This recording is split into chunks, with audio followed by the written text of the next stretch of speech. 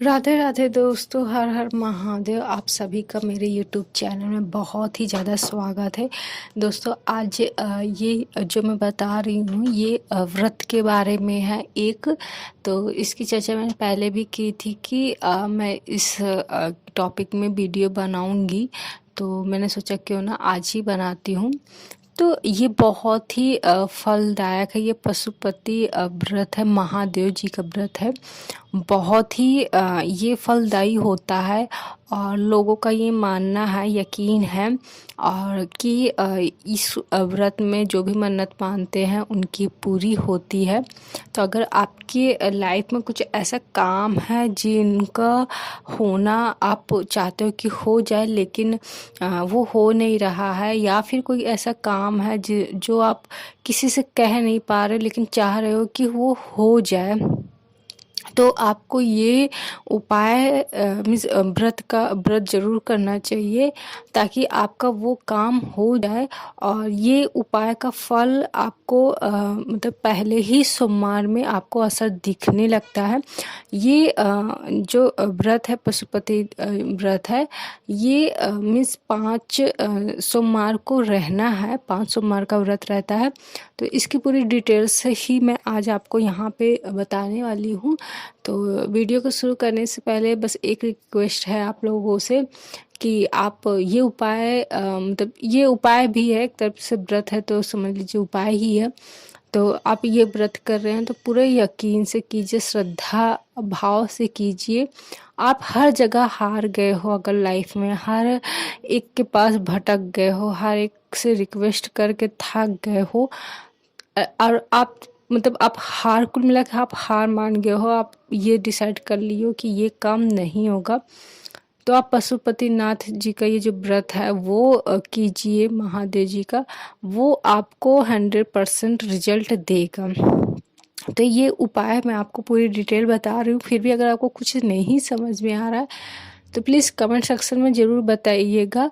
और देखिए ये आपको 5 सोमवार करना है, तो ये आप कभी भी किसी भी सोमवार से उठा सकते हैं व्रत। और इसमें ये है कि अगर आप पहले से सोमवार व्रत रह रहे हैं आप, तो आप ऐसा कीजिए कि ये जो व्रत है आप ये व्रत 5 कीजिए, फिर उसके बाद से आप जैसा नॉर्मली और भी सोमवार का रहते हैं वैसे उसको उसके बाद कीजिए। मीन्स जैसे आज आपने जैसे कल सोमवार है, आपने कल से स्टार्ट किया तो फिर ये 5 सोमवार हो जाएगा, मतलब 5 पूरा हो जाए व्रत। फिर उसके बाद से तो इसमें थोड़ी सी विधि दूसरी होती है पूजन की, वो पूजन की विधि कीजिए। फिर उसके बाद जब आपका व्रत पूरा 5 कंप्लीट हो जाए तो फिर उसके बाद जब नेक्स्ट सोमवार आए तो आप जैसे हर सोमवार में पूजा पाठ करते हैं, जैसे भी आराधना करते हैं वैसे कीजिए। और एक ये है कि इसमें जैसे अगर आप लेडीज़ हैं तो उनका दिक्कत आता है पीरियड्स का, तो अगर उनका पीरियड्स है तो आप वो व्रत रहिए, लेकिन वो गिनिए मत, व्रत रहिए, फलाहार खाइए लेकिन वो गिनिए नहीं। या फिर अगर आप कोई रिलेशन में गए हैं या कुछ भी ऐसा हो गया है कि आप नहीं कर सकते हैं तो आप व्रत रहिए, लेकिन पूजा मतलब उसको गिनिए नहीं। या तो फिर जैसे बीच में एकादशी का व्रत आ गया या कुछ तीज त्योहार का व्रत आ गया है सोमवार के दिन, तो आप उस तीज व्रत का मतलब जो भी पड़ा है स्पेशल एकादशी उसका उसके अनुसार आप पूजन कीजिए। फिर जब नेक्स्ट सोमवार आए तो उसको गिनिए, उसको आपको नहीं गिना, क्योंकि एक अगर आप एक व्रत रह रहे हो सोमवार का, उसी दिन फिर एकादशी भी एग्जाम्पल के तौर में पड़ गया है, तो या तो आपको एकादशी का व्रत का आपको विधि करना है या फिर सोमवार का, क्योंकि एक टाइम में एक ही व्रत का मतलब विधान है शास्त्रों में। तो आपको क्या करना है कि ये व्रत का मैं विधि बता रही हूँ, मैंने वैसे पूरी कोशिश करूँगी मैं सब कुछ क्लियर करके बताऊँ, लेकिन फिर भी अगर कुछ भी प्रॉब्लम होती है, कुछ भी समझ में नहीं आ रहा तो प्लीज़ कमेंट सेक्शन में ज़रूर बताइएगा आप कि आपको क्या नहीं समझ में आया है। तो आपको क्या करना है कि आपको ऐसे किसी मंदिर आप ऐसा चुनिए मंदिर जिसमें आप सुबह भी जा सकें, शाम भी जा सकें। ठीक, मतलब कुछ नियम होते हैं कि आपको सुबह भी जाना है वहीं पर, शाम को भी जाना है।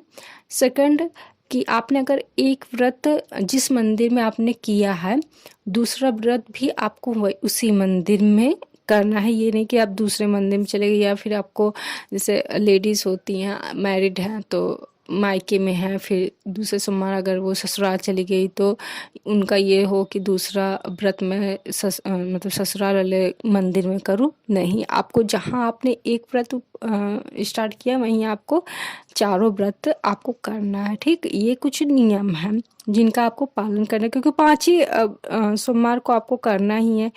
तो आपको क्या करना है, सुबह आप ये पूजन आपको थाली में ले जाना है। जैसे बहुत से लोग होते हैं कि मंदिर जाते हैं तो टोकरी लेके जाते हैं, वो बेस्ट होता है, कंफर्ट होता है कि जाने में। तो आप इसमें टोकरी का यूज नहीं करना है, इसमें आपको एक थाली सजानी है। तो आपको थाली में क्या करना है, दियाली लेनी है, जो मिट्टी की दियाली होती है वो लेनी है। और उसमें आपको अष्टगंध होता है, एक चंद्र आपको मार्केट में पूजा की जहाँ सामग्री मिलती है वहाँ पर अष्टगंध आसानी से आपको मिल जाएगा। अष्टगंध ले लीजिए, अक्षत ले लीजिए, जो टूटा चावल ना हो उसे अक्षत कहते हैं, उसको ले लीजिए। अलग अलग दियाली में उसको आपको क्या करना है, लेना है।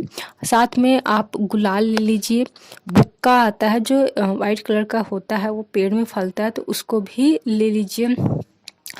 और चंदन ले लीजिए, और बाकी की जो भस्म होता है, एक आपको ये सब आसानी से पूजा की दुकान में मिल जाएगा बहुत ईजिली, और बहुत महंगा भी नहीं होता। 10-20 रुपए में भी आप ले सकते हैं, छोटा पैकेट बड़ा पैकेट जैसे भी आपकी सुविधा बहुत आसानी से मिल जाएगा, वो ले लीजिए। साथ में जनेऊ लेना है, तो जनेऊ भी बहुत सस्ता मिलता है, 2 रुपये 1 रुपये का जनेऊ मिलता है। तो आप हो सके 2 ले लीजिए या 1 ले लीजिए, एक गणपति के लिए और एक महादेव के लिए जनेऊ लेना है। साथ में आपको एक कलावा लेना है, तो कलावा आप इतना लीजिए कि वो मतलब कि एक बार में बस यूज हो, उसको मतलब कि कपड़े के तौर पे उसको महादेव को अर्पण करना है, तो उतना ले लीजिए। साथ में आपको फूल और माला लेना है, माला मिल जाए तो बहुत ही शुभ है, अगर फूल नहीं मतलब माला नहीं मिल रहा है तो आप फूल ही ले लीजिए।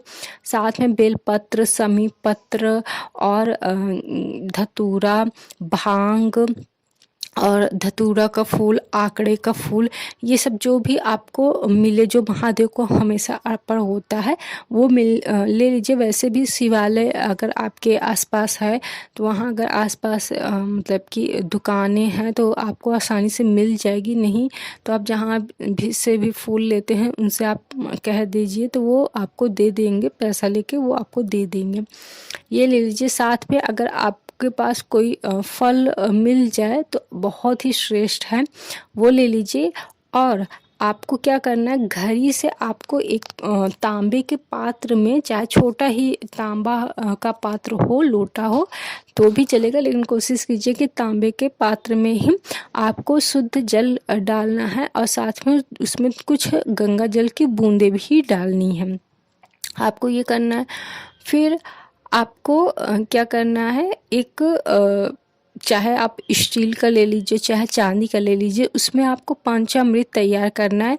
तो आप चाहे पंचामृत को अलग अलग रख सकते हैं या फिर एक में मिक्स कर सकते हैं। तो पंचामृत में होगा दूध, दही, शहद, घी और गन्ने का रस, ये रहेगा, और साथ में गंगा जल भी मिला रहेगा।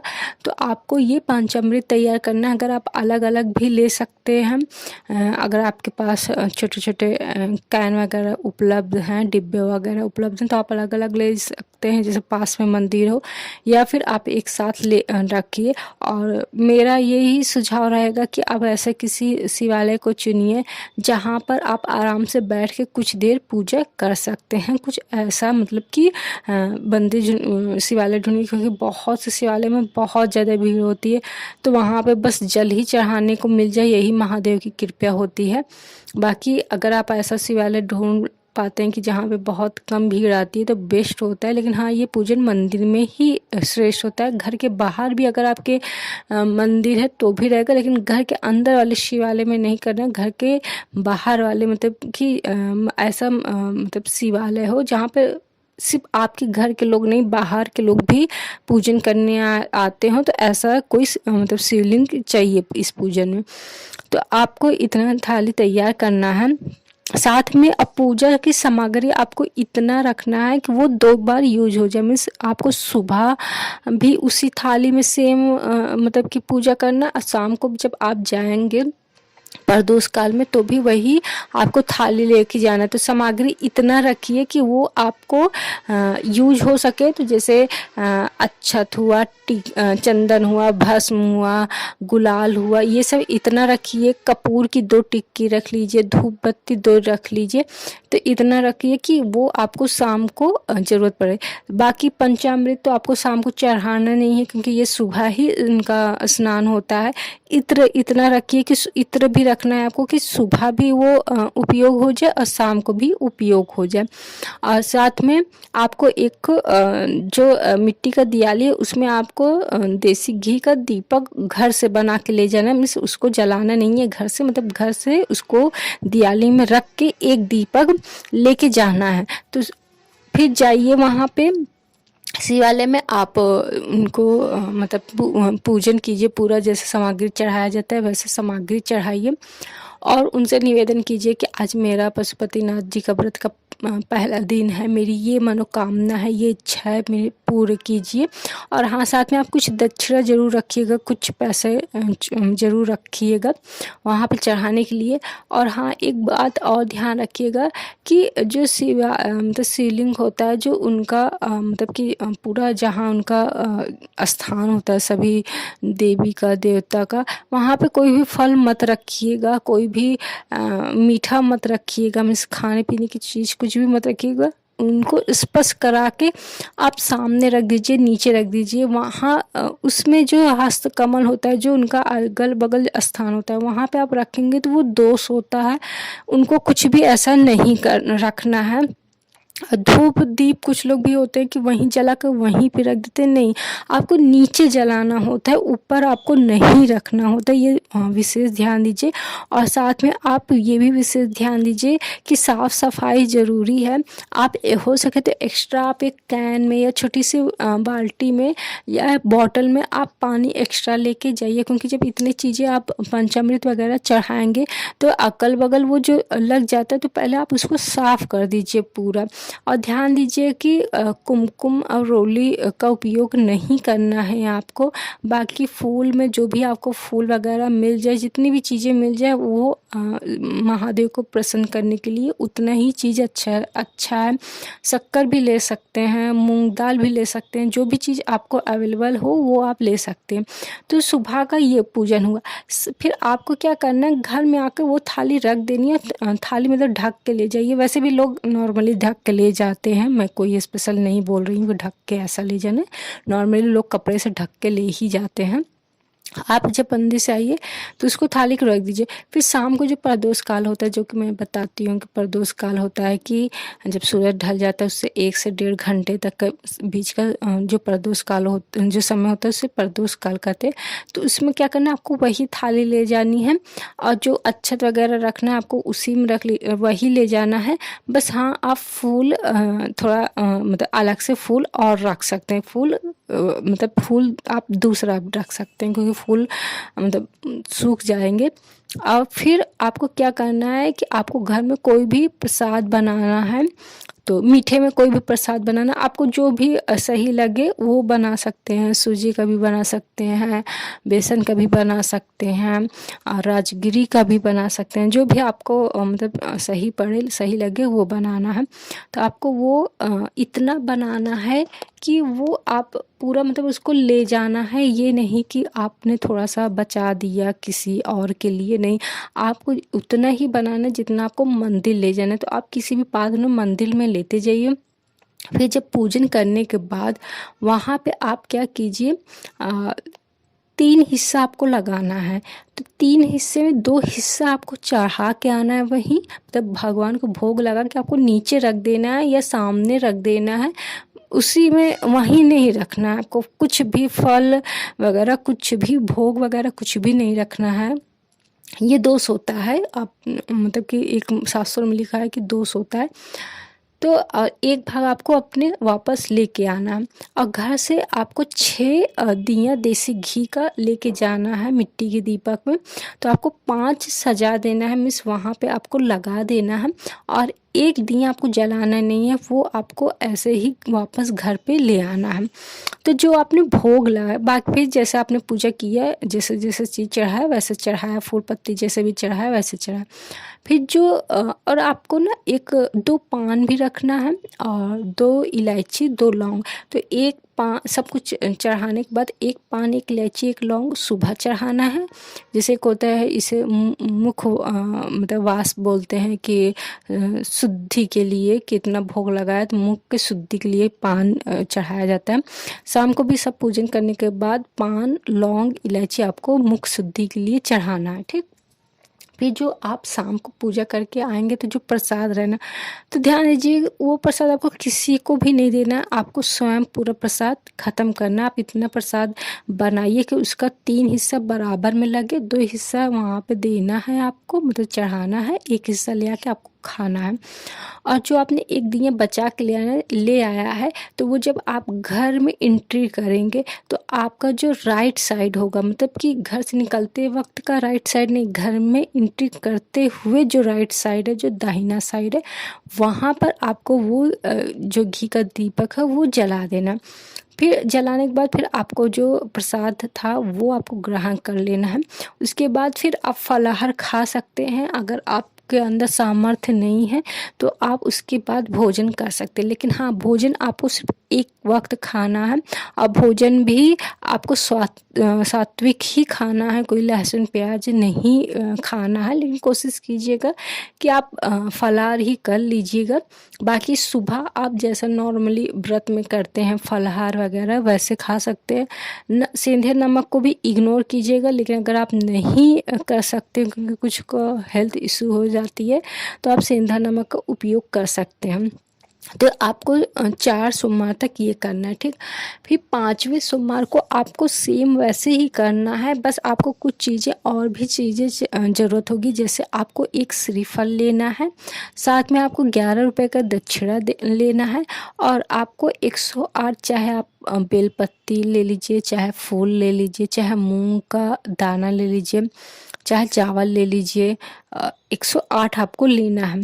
अब वो 108 करते मतलब कि जैसे सब आपने पूजा किया नॉर्मली जैसे करते हैं, तो फिर वो 108 जो भी आपने चावल वगैरह जो भी लिया है, वो चाहे श्री शिवाय नमस्तुभ्यम, चाहे ओम नमः शिवाय, चाहे महादेव महादेव, मतलब जिस भी मंत्र में, जिस भी शब्द में आपको ये फील होता है कि आप महादेव के करीब हैं, वो कहते हुए उनको अर्पण कीजिए। और अर्पण करने के बाद आप जब पूजा पूरी वो हो जाए तो आपको श्रीफल उनको स्पर्श करा के जहाँ से जलधारी बहती है उसके जस्ट सामने रखना है या फिर नीचे रखना है, उसके ऊपर नहीं रखना। 11 रुपए का दक्षिणा स्पर्श करा के भी आपको वहीं मंदिर में रख देना है, किसी को देना नहीं है, वहीं रख देना है। अगर कोई पंडित वगैरह है तो दे दीजिए, वैसे वहीं ही रख दीजिए। फिर उसके बाद आप महादेव से विनती कीजिए कि आपने ये व्रत क्यों रहा है, इसका मतलब होना कितना ज़रूरी है। जैसे एक होता है ना कि बताना कि उसकी ज़रूरत क्यों है, हालांकि ज़रूरत है तभी आपने ये व्रत किया है, लेकिन महादेव को बताना भी ज़रूरी है कि वो कितना ज़रूरी है। उनसे अपनी याचना कीजिए, प्रार्थना कीजिए कि आपका जो भी मनोकामना है वो पूरा करें। तो इस तरीके से आपका व्रत संपन्न होता है और यकीन मानिए कि ये फलदायी इतना होता है ये व्रत कि आप पहला ही व्रत करोगे तो आपको एहसास होगा कि आपने क्या मतलब महादेव का कौन सा ये उपाय जो किया है उसका कितना फलदायी है। बाकी मैंने अपने तरफ से पूरी आपको जानकारी दे दिया है, लेकिन फिर भी अगर आप बिल्कुल थोड़ा सा मतलब कंफ्यूजिंग आपको लगता है तो प्लीज़ कमेंट सेक्शन में ज़रूर बताइएगा। बाकी महादेव का मतलब पूजन करते रहिए, नारायण नारायण कहते रहिए। सब भली करेंगे। महादेव नारायण मिलके आपकी ज़िंदगी बहुत अच्छा भला करेंगे। हम सबके वो रक्षक है, तो हम सबके वो पालनहार्ता भी हैं। वो हम सबको बहुत ऊंचाइयों तक ले जाएंगे। बस शर्त ये है कि हम किसी का बुरा नहीं करें, हम बस अपना अच्छा करते रहें। तो राधे राधे। उम्मीद करती हूँ अगर आपको ये वीडियो थोड़ी भी अच्छी लगी, जानकारी में सही लगी, तो प्लीज़ चैनल को जरूर सब्सक्राइब कीजिए, लाइक कीजिए। राधे राधे। हर हर महादेव।